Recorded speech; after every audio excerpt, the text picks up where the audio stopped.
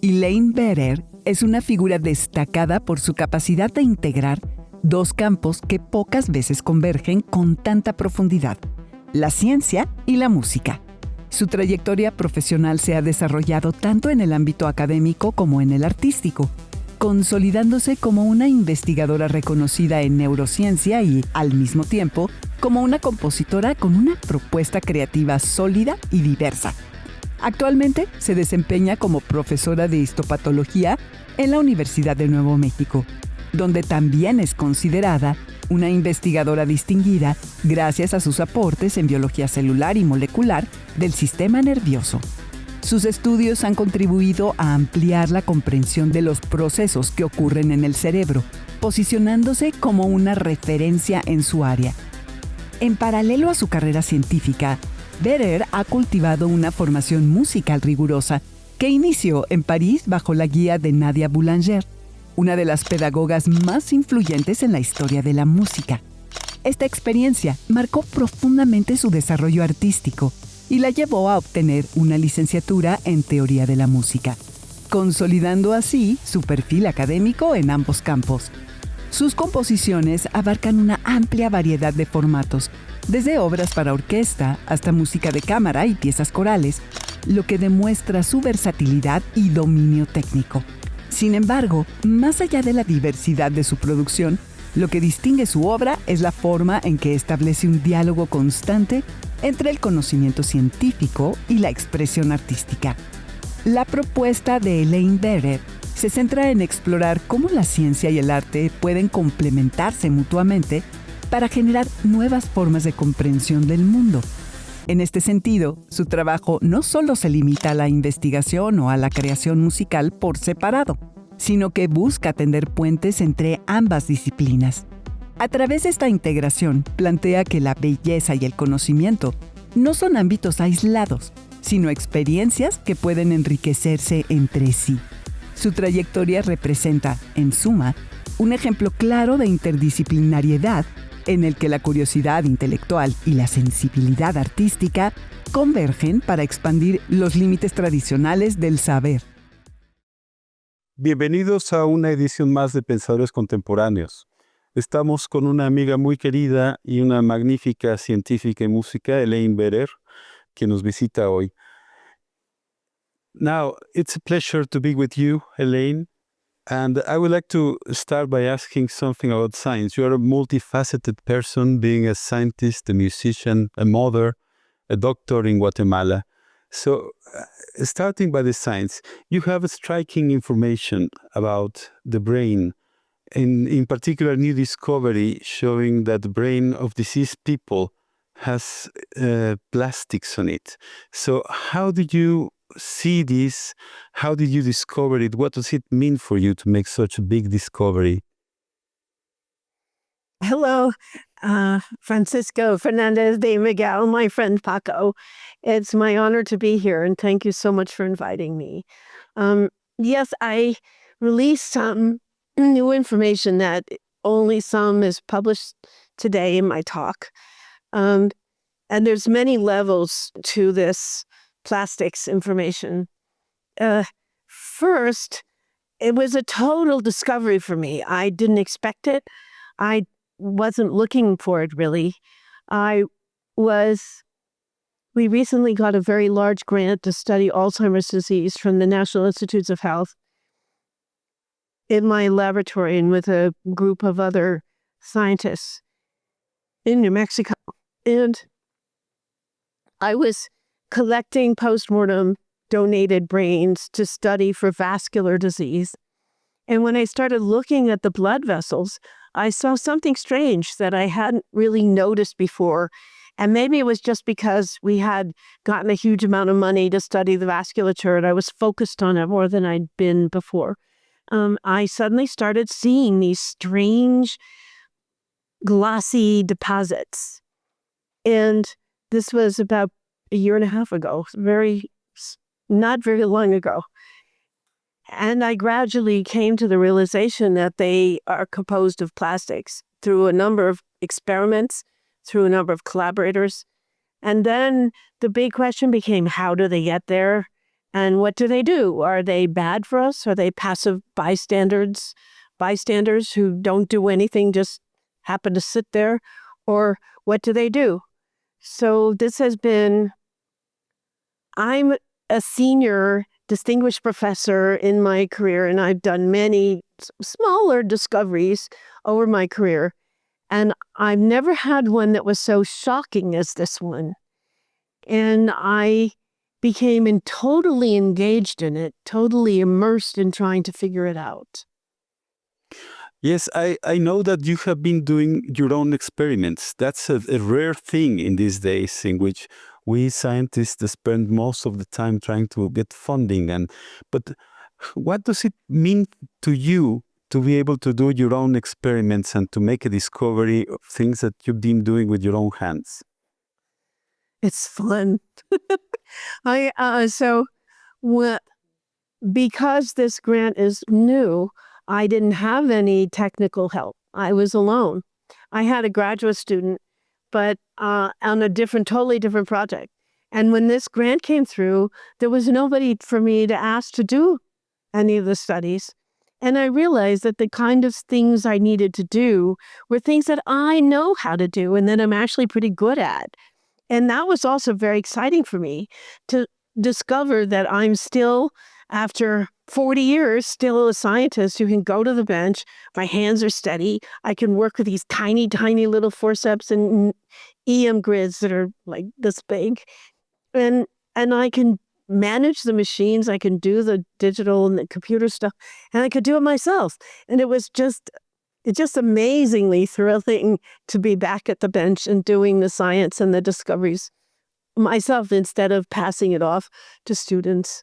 And I think now the students are watching me, and they're learning more from me watching me than they did when I told them what to do. You probably understand that. Yeah, of course. And then there's something else that came out from this. You're being challenged by having something so new that requires new technology. And so to have a big advantage, you have been able also to develop some technical issues, Yes. technical tools. Yes. So one of the things that is making this discovery more clear, more solid, has been my use of optical techniques. And so the plastics have been studied with a lot of chemical techniques, but physical properties involve how compounds and how substances and materials respond to light. And because I've done a lot of optical microscopy my whole life, I was able to take optical microscopy and modify it a bit and use it to define physical properties of the plastics so that I could definitively identify them in tissue, which the chemists have not yet been able to do. Yeah, that's pretty amazing, because we usually wait for techniques to arrive, and that's not the way in which science works. So it's very remarkable that you can do all this besides so many other things. But going back to your work, you have been involved in the human brain. It's not trying to translate from other animals to how our brain is working, but you are involved in the real issue of cognition in the human brain. So how is this related, for example, to Alzheimer's, something that you have studied deeply for many years already? Oh, that's a very interesting question. I've been working in human since my graduate days, when I worked in human blood platelets. And I was a PhD in experimental pathology as well as an MD. So I have an MD, PhD, and so I've always worked with human. But it's difficult to do experiments to test causality in human, because you don't want to take a person and feed them plastics and say, did you go crazy? Did they get into your brain? I mean, you don't want to do that. But until we know the real world situation in humans with this new discovery, it's very difficult to design a model, an animal model or a cell culture model to test causality. So I think some people are jumping the gun. They want to test causality. They're doing plastics in animal. A week from tomorrow, I am chairing a symposium at a National Pathologist Society meeting. And I am invited in the symposium, a woman from Rhode Island, Jamie Roth, who's going to talk about how you might use mice to study the causality of plastics. But to do that, we have to give the mice the plastics that humans are exposed to. Because if we give them some strange plastics that humans never have, it won't tell us what happens in humans. So we don't know yet what humans are exposed to, and we don't know where it comes from. So my other collaborator, Matt Campen at UNM, he has been looking at what are the types of plastics that get into the human body. And he thinks that they have to be aged and they have to be UV exposed and ozone exposed and modified by this aging process before they break down enough for the body to absorb them. So my speaker, Jamie Ross, is going to talk about how that might work in an animal model. But right now, this is such a new discovery. We don't have any animal models that we can rely on. And so the best thing we can do is find out what is the real world situation in humans and then design our experiment. And you arrived this as a discovery totally unexpected. So there was no hypothesis. But now you probably have lots of hypotheses or a very good one or a very elaborate about what the effect of having plastics in the brain may be for cognition, for aging, for diseases. So I'm not answering your questions directly. I hope you'll forgive me. I teach a course called Navigating Hypothesis Testing and Grant Writing, and it's very popular among the students at my university. And I ask them, where does the hypothesis come from? How do you get a hypothesis? And where it comes from is from observation. So you observe and you carefully analyze what you observe, and then you create hypotheses based on your observations. And then to test them, you have to articulate your hypothesis very clearly so that you test specifically what your hypothesis proposes. So right now we have a lot of hypotheses, but we don't have very many tests. And we haven't defined our hypothesis well enough to know what the best test would be. So one example is, where do the plastics come from? So my collaborator is saying they're weathered old plastics that maybe come from the ocean. Well, I'm not drinking ocean water. How does ocean plastics get into my body? Would they be in fish? Should some people be looking in tuna, for example? Another place the plastics could be coming from is from water. People are very worried that plastics may be in our drinking water or maybe coming from the plastic water bottles that we're using to carry around our purified water. It appears that those bottles don't have the same kind of plastics in them that we find in our bodies. So that hypothesis is probably not going to work. One of my hypotheses is that we're using plastics in fertilizer for vegetables like carrots. And the ground up plastics are put into the fertilizer as a better way to sustain moisture, to keep the water in the ground and around the plants so that we don't have to water as often. But carrots are incredibly porous, and carrots probably have a lot of plastics in them. So are those plastics getting into our body? Well, how do things get into the body? They have to get across a whole bunch of membranes. And big chunks of plastics are not going to do that. So it must be small, broken down pieces. But as yet, we don't really have them well characterized. And Is there any way to relate this to a particular disease? Is it potentiating something? Do you know anything, or can you speculate something about this? Well, so one of the things that came up like emergently, because most of the brains in my collection are people with cognitive impairment, like Alzheimer's disease, but also vascular dementias. So one of the ideas was that there might be causative to cognitive impairment. One of the tests I did was to look and see, now that I can see where the micro, nano, tiny plastics are in the brain, in a slice of brain, I can look and see if those plastics are in the plaques or in the pathologies, and they're not. In the cases that I've looked at, the plastics do not correlate in location with the Alzheimer's pathology.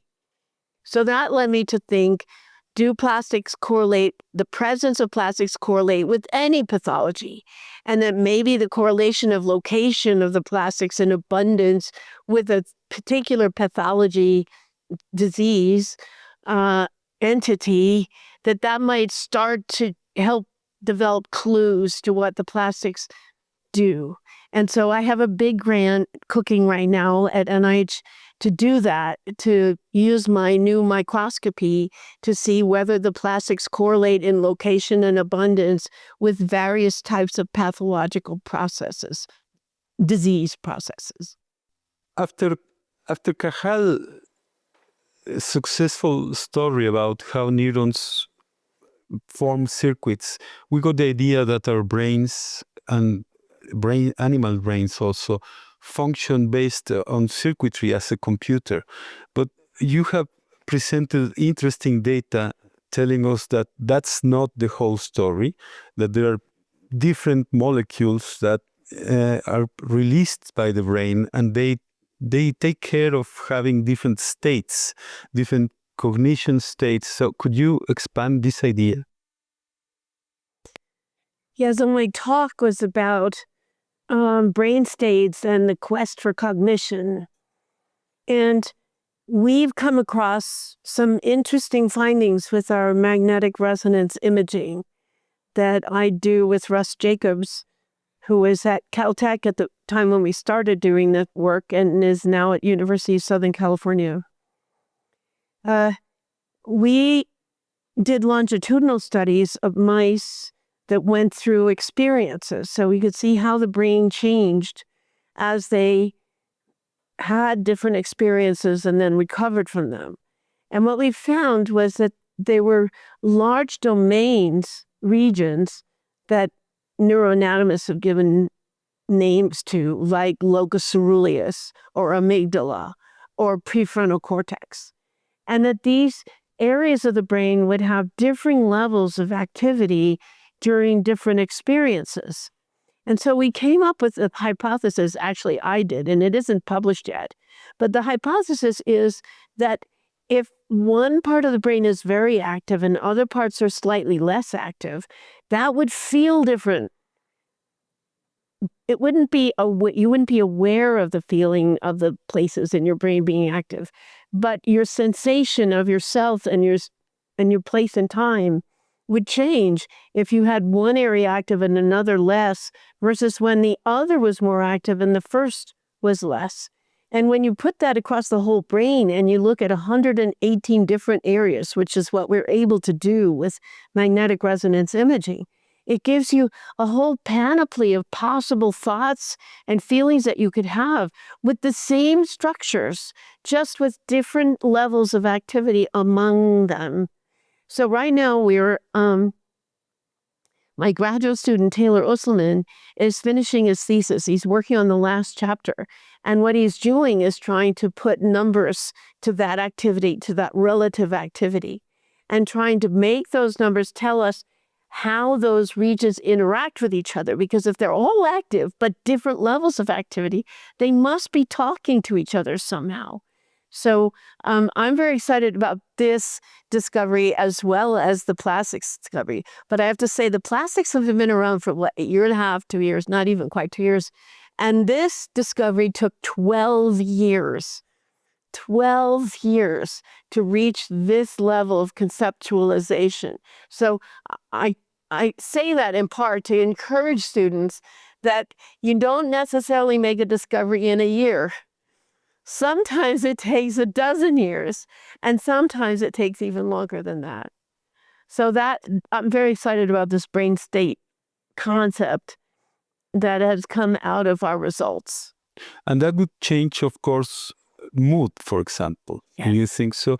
So is it possible to think that by doing this, the brain is connecting and disconnecting whole circuits that Yes. control behavior? Yes. Yes. So, Paco, it's really great to talk with you like this. But we've been friends for so many years, and it's partly our friendship that has brought me to Mexico, to UNAM this time. And your questions are so insightful, partly because we've talked many times about these ideas, and they have evolved through your experiments and my experiments, and how each of us contributes to understanding of the central nervous system. No, it's a pleasure always, and new avenues are being opened by these discoveries. Well, that's it.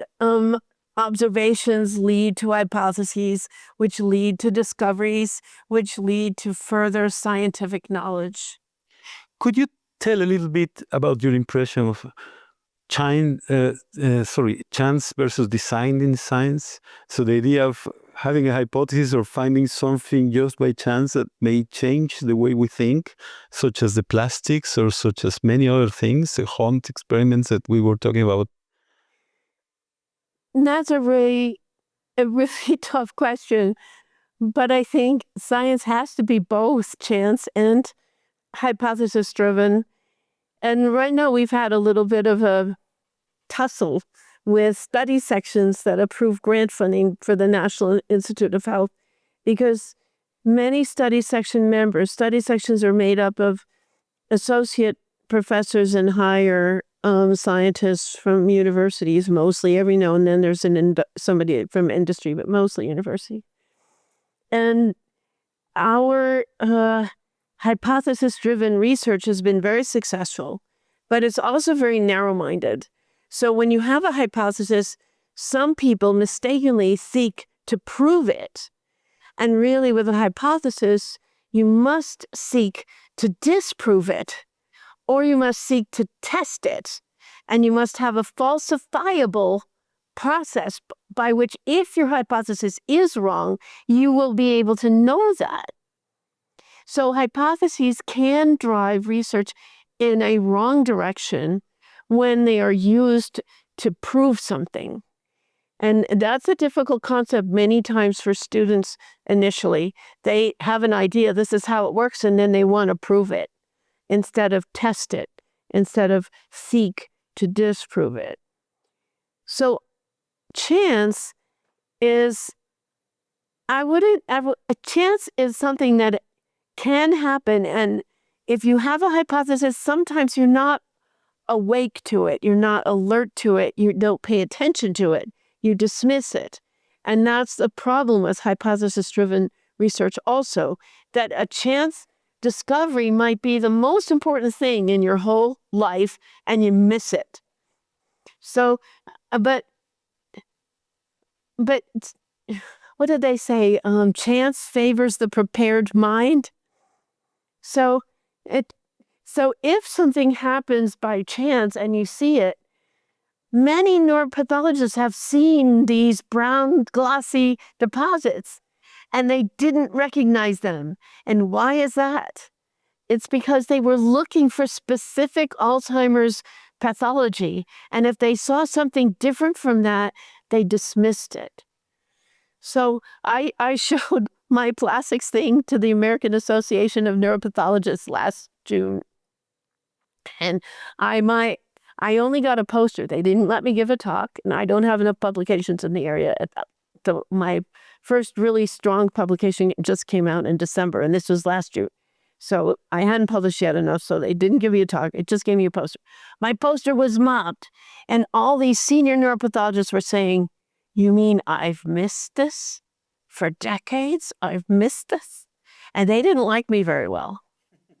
But neuropathologists are focused on this hypothesis that the person had Alzheimer's or not, and they are seeking to prove or test that there was Alzheimer's there, and they only look for those clues. So hypothesis-driven research can be very narrow-minded and miss the wonderful observations that might arise from chance. But the other thing that the NIH has not been as favorable for as it might be better, and that is a data-driven analysis. So people collect a huge amount of data, and then they let the data tell them what the science is, what the result is. And that has been characterized as fishing expeditions. You're just fishing to find something interesting. But data-driven can result in these chance observations that turn all your hypotheses upside down and lead to very important insights into how the biology works. So one of our problems with biology is that we are the biologists, we are the biology entity who's trying to understand the biology. And so we're using our own brain to understand our brain. And there's conflicts of interest there. Of course, yeah. And moving a bit forward, now you're passing through a tremendously interesting part of your career, being successful through discovery, through an accumulation of experiences. And it's not always like this. We have lots of failures, we have to learn from error, and that makes us better sooner or later. But your heart is divided. You have a parallel life because you're a musician, you're a composer, a successful one whose music is being performed. And how do you carry both lives together? How do they inspire each other? How do they combine with each other in your brain? You have only one brain, or not? I don't know. I do, yeah. Well, as I like to encourage my students, it's always good to have two skills, maybe one is a hobby. My music has never been a hobby for me. It's always been a commitment. But the other thing for a student or another professional could be a hobby or it could be a commitment. But it's really wise, I think, to have two different things that you enjoy doing and that you can do well. Life is long, and things have changed drastically economically for me over the years of my profession. And I've been really lucky that I can change gears and I can change even vehicles. And I can, so when nothing works in the lab, and somebody once said to me, we have to be incredible optimists to be scientists, because probably 90% of the experiments you do will not work. And so you have to be an optimist to do that 10th experiment out of the last 10% of experiments. And it's possible that even more than 90% don't work. And sometimes we believe they work when they actually didn't. And there are some people who go their whole lives with experiments that didn't work. And so it's wonderful to have something else for which you can feel accomplished, that you're getting something done, that you're productive, that other people appreciate what you do. It's really wonderful to have the second thing. But for me, music and science were always like interwoven. They weren't two different things. And sometime in medical school, I was pregnant and I was in medical school and I was writing music.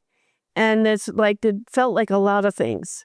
And I thought maybe I should just focus. And some of my medical school teachers, including Bruce Alberts, who was my postdoc advisor, later became my postdoc advisor, were telling me I needed to focus. I was too scattered. I wasn't ever going to make it. And I won virtually every prize you could win when I graduated. So they weren't right that I was too scattered. But at that time, I was second-year medical student, pregnant, and I was worried. I went for a walk just to get away from UCSF, and I went down Parnassus towards the ocean, and I came across a bookstore. I went into the bookstore, and I pulled some Zen-type books off the shelf. And I opened them, and I just looked, and it said, one of the books said, you don't have to choose. You can do both. And I thought of the Zen symbol, and I thought, yes, I can do both. And I will do both. And I have done both. And it has been possible.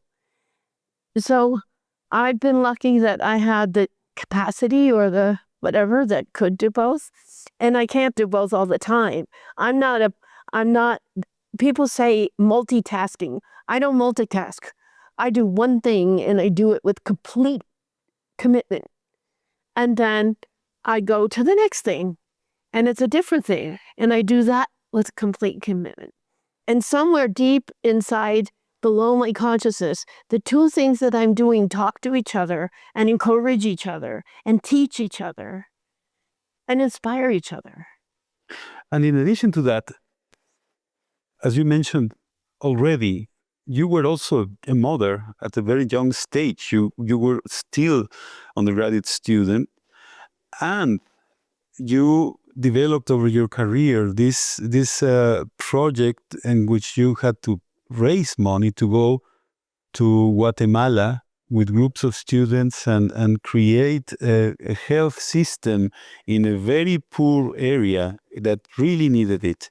So there are many things that you can do and that you can do very well. So do they complement each other? How was it being a mother in the very early career? How was it to be a woman in the moment in which there were no women in science and you had to be a member of all those committees because they needed and wanted to have female? I don't know where to start to answer that question. It's a big question. So having my babies, it really, really informed my ideas about medical care.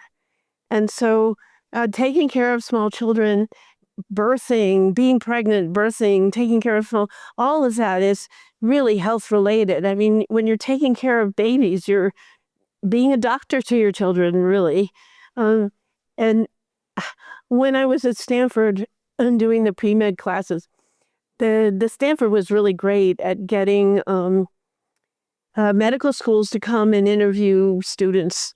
They came to Stanford. You didn't have to go to the medical school to interview. And the dean of NYU at that time, medical school, came to Stanford, and I had a chance to interview with him. And I said, if I don't get into medical school this year, how should I spend the waiting year and applying again?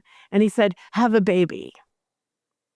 And I thought that was the most female discriminatory thing to say to me. I was outraged. Of course. And I basically got up and left the interview room. But he was right. When I had my babies, I understood that having a baby really prepares you for medical school. So my babies were also part of what prepared me for Guatemala. So when I went to Brown, I really missed the medical environment of UCSF.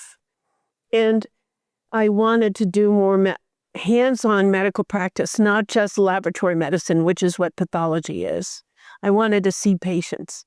And so I hooked up with some people in the community health department at Brown.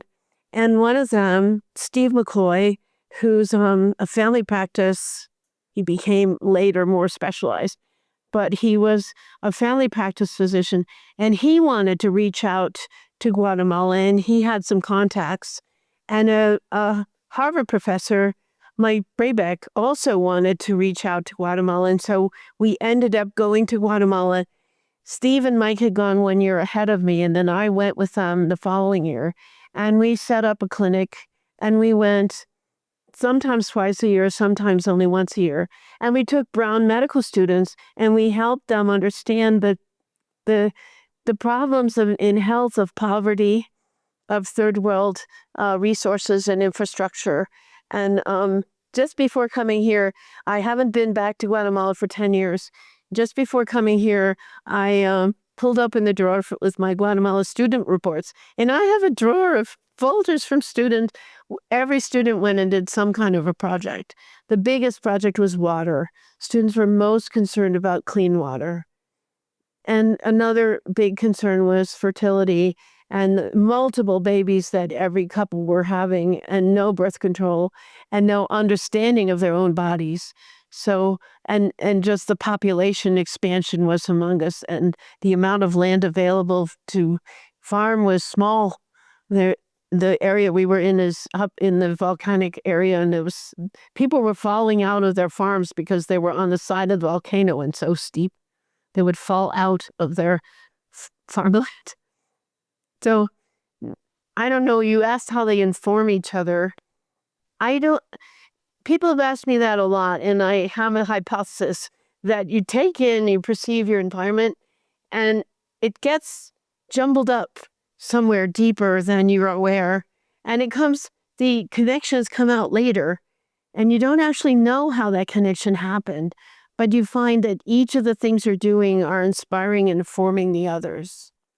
Going back to music, something that really interests me a lot is that you have a secular education. However, you've been very successful in writing religious music. You have Stabat Mater, you have Mass, and they are performed often now. So how do you mix being a secular person with writing such credible music, such credible religious music? I don't know exactly how it happened. I grew up, my parents were Catholics, but they didn't want to follow the Catholic restrictions on actually birth control. And so, my mother's family had been Methodist, and she had been dragged into Catholicism.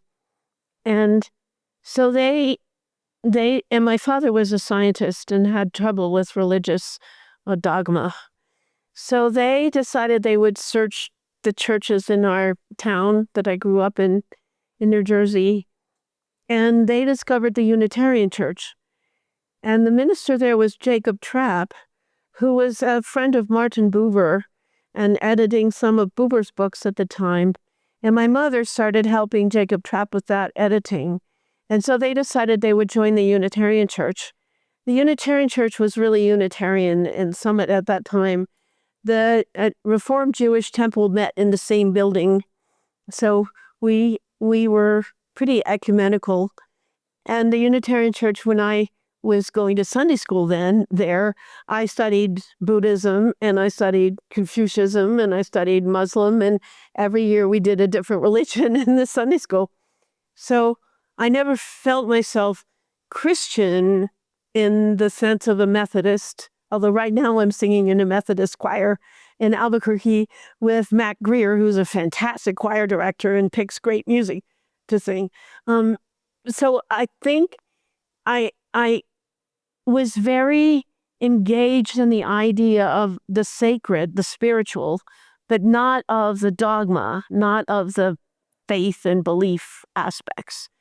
And I found the stories in the Bible fascinating. And the other thing I found very fascinating about Christianity is why this one person who only lived to his 30s and was crucified as an insurrectionist became the most important person in the world 2,000 years later. So that totally fascinates me. I'm reading a wonderful book by Elaine Pagels, a Princeton professor and early Christianity scholar, just about that very question. How did this one person captivate the imagination of the world? And so I love the stories in the Bible, and I love religious music. And so, of course, I sung in many religious choirs in many different denominations, all Christian. No, I did one, well, I guess it's Christian, but I sang in a Greek Orthodox church too.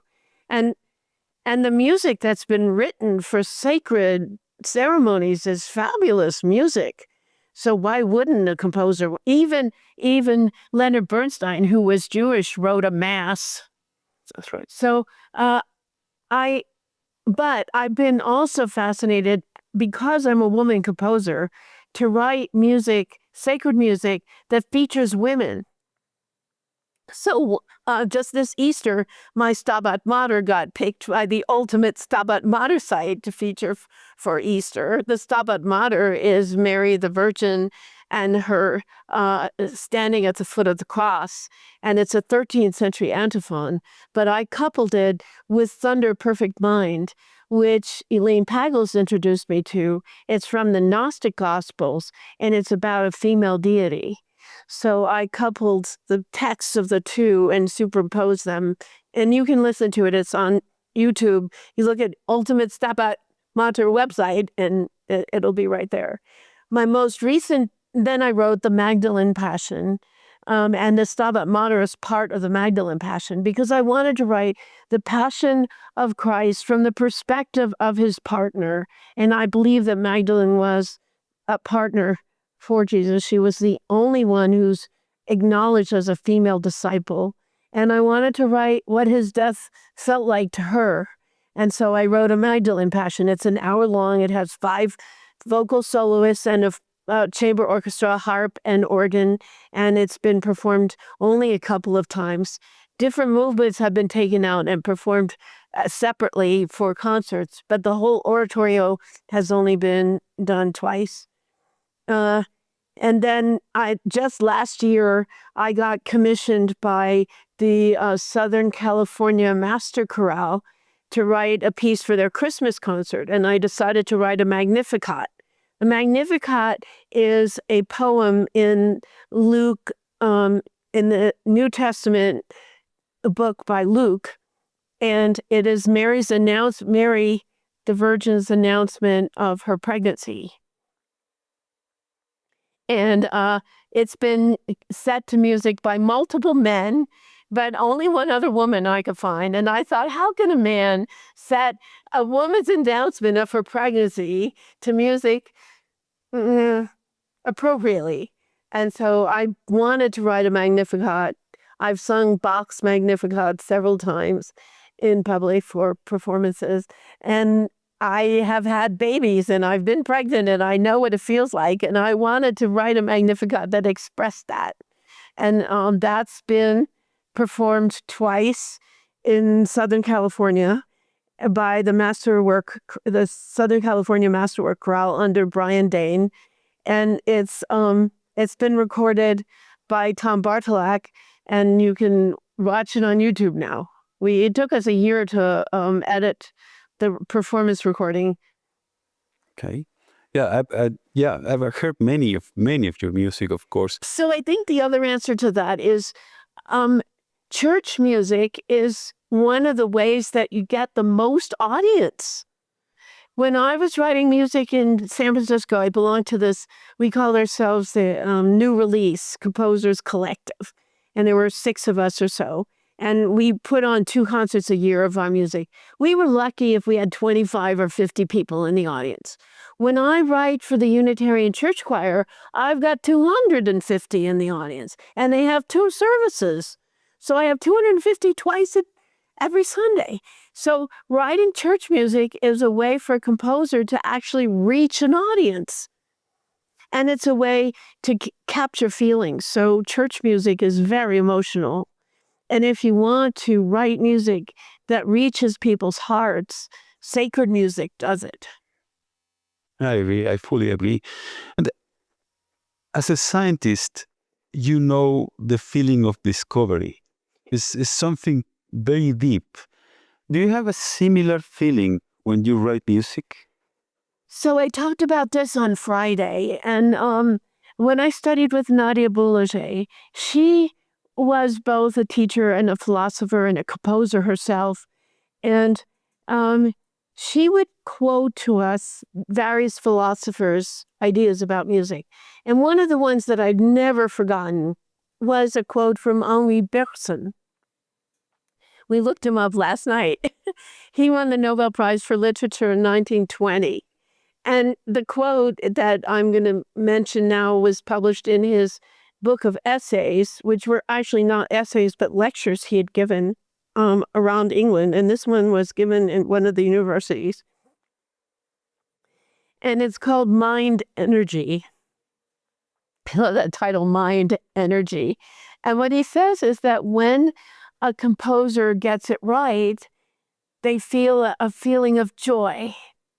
Well, David Baltimore, another Nobel Prize winner, more recent, who was president of Caltech for a while, and also had a lab and a presence at Marine Biological Lab where you and I have overlapped in Woods Hole, Massachusetts. He said he doesn't think about beauty when he's doing experiments, but when he sees the result and he sees that the result is beautiful, he knows he's right. And so I think beauty and joy somehow are hand in hand, and we can feel joy when we experience beauty. So yes, I think discoveries are a powerful feeling, and I think that feeling is joy. So we have the idea that as a scientist, our thinking is very objective, and we reject sometimes being emotional and things like this. But in art, we tend to think that it is dominated by an abstract thinking and emotions. Is that true? Being in both sides, on both sides, do you think that's true? Or is there a separation like this? When I went to Boulanger, I dropped all of my scientific work and I just focused on music. And I was so disappointed with how subjective music was criticized and responded to, that everybody had their own opinion and you couldn't find any center for what was good and what was not good. And Boulanger had a very clear idea of that, but when I came back to the States, there was no. The fact that I was female made more difference to judging my music than the music itself, and I was so disappointed by this lack of objectivity. One of the things I thought I would get in science was exactly what you're talking about: objective, clear criteria. Things were analyzed according to a set of rules and frameworks. And that didn't happen. I found that science was every much, and again, I was one of the only women in the room most of the time, and everything seemed to be political, like who you knew, how you got along with other people. And if you couldn't raise money, you couldn't do science, and you couldn't raise money if you didn't schmooze, and you didn't have connections, and you didn't somehow please people. I think for scientific publishing, we've gotten a bit better at that. And some of the journals I really like, you have a paper in one of them, is the Frontiers journals, where the reviews are open and you know who your reviewer is afterwards, and you have a discussion with the reviewer about what they like or don't like about your paper, and you can make it better and you can work together to have a good publication. So I think a publication science is doing better than it was 10, 20 years ago. But there's an experience at Woods Hole, and you'll recognize this. You know the Friday night lectures? Yes. Okay, so at Woods Hole, in Marine Biological Lab, there's an auditorium, the Lilly Auditorium, and every Friday night it fills up with the public. So they have publicly presented scientific lectures. And it's very political who they pick to give that lecture. John Nichols gave one. I remember. I have a recording of it. And they played my string trio at the end of his lecture that I wrote for him. But one time I had one of my music friends from NYU. I did a master's in musicology at NYU, and one of the professors became a really good friend of mine. And I invited him up to Woods Hole to the Friday night lecture. And he came to the lecture, and this is a musician, musicologist who composes and studies music and goes to lots of concerts in New York. And he comes to this lecture, and afterwards they have wine and cheese. And he said, this is no different than a concert. this is the same social dynamic. So I don't think science is as different from the arts as it may consider itself to be. Well, what a wonderful, interesting conversation. Once more, dear Elaine, thank you very much. Y muchas gracias a todos por estar en esta nueva edición de Pensadores Contemporáneos.